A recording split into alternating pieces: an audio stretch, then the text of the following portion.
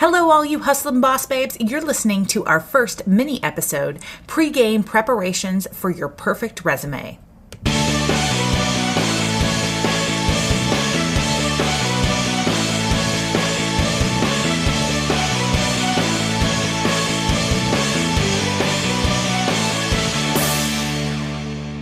Welcome to the Not Wonder Woman podcast. No capes, no superpowers, just hustle. Not Wonder Woman removes the myth of the ladies who, quote, have it all, and gives practical insight to help you, the working woman, conquer the world like the boss babes we know you are. We're so glad you're joining us for your pre-game preparations for your perfect resume. It's me, Mel, and I am talking today by myself, missing the beautiful Kieran as always, but we wanted to do some more mini episodes for you guys to follow up on questions that we've been getting from our prior episode. So today we thought we would give you more information about getting your perfect resume ready so that you can go out there and get that dream job. You know, right now we're in the middle of a dream job series about how to land it, and we're talking each week about the steps that you need to be taking in order to land your dream job. But clearly, resume writing is one of the top steps to getting your dream job that you have always wanted. So today I'm going to talk about a few of the mistakes to avoid and the definite do's that are must-haves on a modern resume. So the first one is probably pretty obvious, but typos and grammatical errors are a definite don't. So that is one of my top ones. Make sure you read it several times. Also, make sure you send your resume to friends and family to help you proofread. That's really important. They may not know as well your work history details, but they can definitely tell you if you have a comma in the wrong place or if you've misspelled a word, those kinds of things. And it is important that you make sure there is absolutely no typographical or grammatical errors. Also, make sure that's true of your cover letter as well. The other thing that I really think is important to avoid is attempting this one-size-fits-all approach. We talked a little bit about that on last week's episode, so please make sure you go listen to it. But if you think that you can get away with just sending the same resume to every recruiter or to every job description, I think you're sorely mistaken. You will need to do some tweaks to each one. In particular, the cover letters, that's another place that you can think about it. But even on the resume, make sure that for each job you're applying for, that you are highlighting the areas of focus for that job, the job that you're trying to apply for and get. So I think that's another important area to emphasize. Also, you want to make sure that you are highlighting your duties less than your accomplishments. Your accomplishments are what really make the difference. So let me give you an example of this don't, and then I'll give you a quick example of a do. So as a lawyer, you might say something like, attended group meetings and recorded the minutes. Well, that tells you what you did, and that's good, but you might give it a little more detail and really catch a recruiter's eye. Like, I recorded the weekly meeting minutes and I put them in an Excel file and made them more easily accessible for the organization for future reference. Something about how you updated it and made a situation better. So not just what you did, but how you made it better. Another example that I like is about my trial experience. So I could say something like, first chair trial experience, period. And that would describe the fact that I had gone to trial.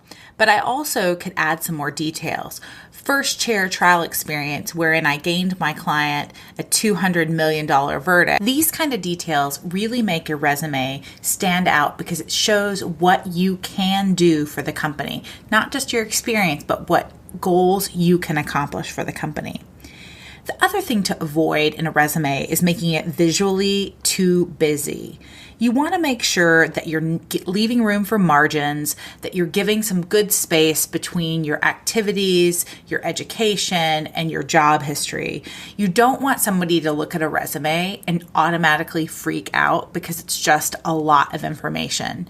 You have to remember these days, many people are looking at things on their phones, so understand that you may be working with a smaller screen. So check your resume on your phone, open it on your phone, and then also check it on a desktop because that is a really different experience for people to read certain documents on a phone. So make sure your resume is visually appealing in both formats that are available to you.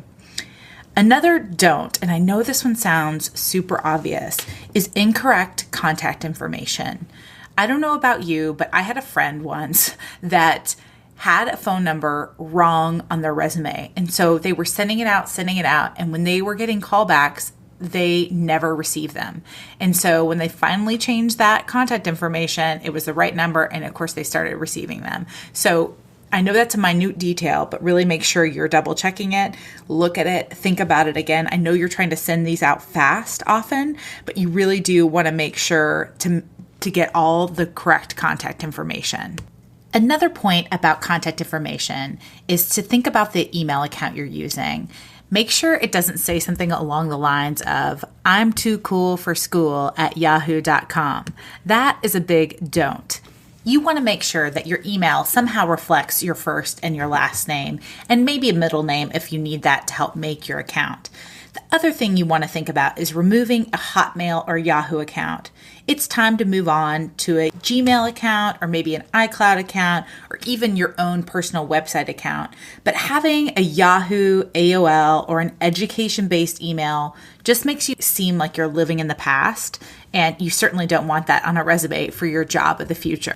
Another don't on a modern resume is to drop the objective section. You want to show an employer what you can do for them, not what they can do for you to help you meet your objectives. You also want to be really careful about your short-term jobs. I know a lot of us have them, but they really do raise some red flags for hiring managers. They're going to wonder why you were fired, or that you can't get along with your coworkers. Both of those are bad signals. Plus, a few months on a job won't typically be useful in showing any real accomplishments or advancements anyway, so really think about what short-term jobs you may include on your resume. The other thing that is an exception to this rule is whether or not it was a intended short-term job. So if it was a contract job that you were hired to do for 6 months and you accomplished that, I would keep those kinds of jobs on your resume, as well as jobs, for example, for a political campaign, which are by their own nature short-term jobs. Another don't is mention of your high school. If you're more than a few years past high school graduation, employers don't care which high school you attended or how accomplished you were when you were there. I would just keep any mention of high school off your resume unless there are some extenuating circumstances with, for example, a hiring manager or a manager that you want to work for that went to your same high school and there's some previous connection that you have. But otherwise, leave high school out of it. Extra pages are indefinite don't. If you're in your 20s or 30s, your resume should be 1, maybe 2 pages at the most. Typically taking up more than that just really is wasting your and your hiring partner's time. A resume should also not include your salary. Resumes don't typically include a salary history, so any candidate that puts that in their resume comes across as naive. Plus, by sharing that information, you may be compromising your ability to negotiate later. Here is my final don't: a bad summary. I do think a summary statement at the top of your resume is really important.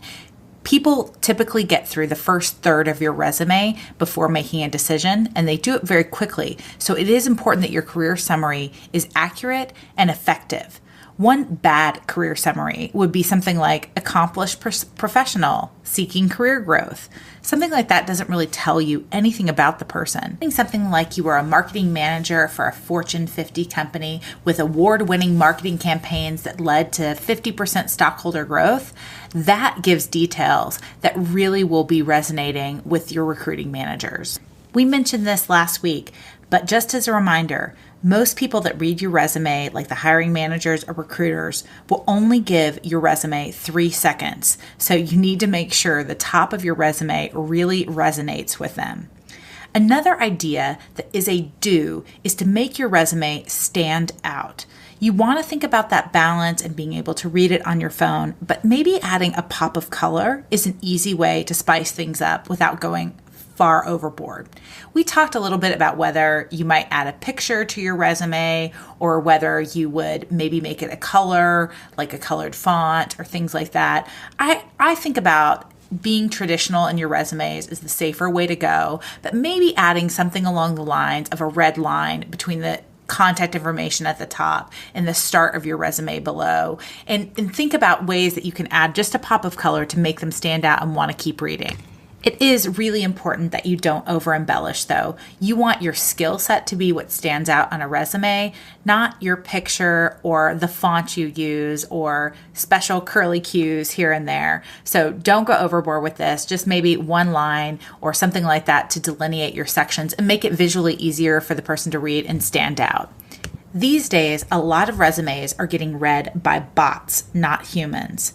And often they are not looking for soft skills like quick learner, hard worker, or great attitude. You don't want those to take up so much room that you miss some of the harder skills that these bots may be searching for as they review resumes. So think about adding distinguishable tech and social media knowledge, something like that that will really make you stand out as opposed to something that is more soft like quick learner. I also always recommend that people put hard, objective metrics on their resume. So something like great leadership skills or creative innovator are subjective. There is no evidence that you actually have those skills. But when you put something in like award-winning and give specific metrics, those can be tested, tried and true skills that show you accomplish them. Those are the hard skills that you want to make sure are really reflected throughout your resume, in your tenure, and any job that you provide.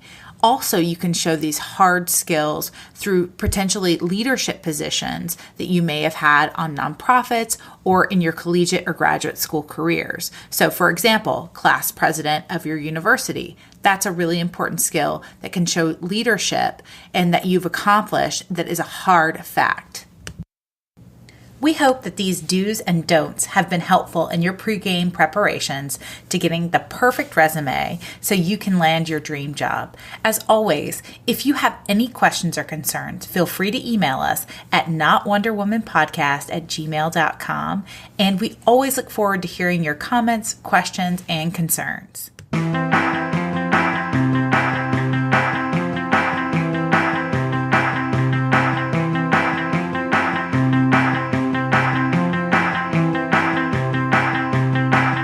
This episode is generously sponsored by Blonde Biscotti Coffee and Biscotti Bar in the heart of Houston, Texas.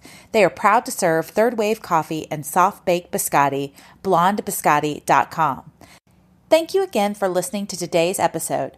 Don't forget to click the subscribe button on iTunes so you never miss a show. And we want to hear from you, so please feel free to send us your questions and comments to notwonderwomanpodcast@gmail.com, or you can find us at our website, notwonderwoman.com.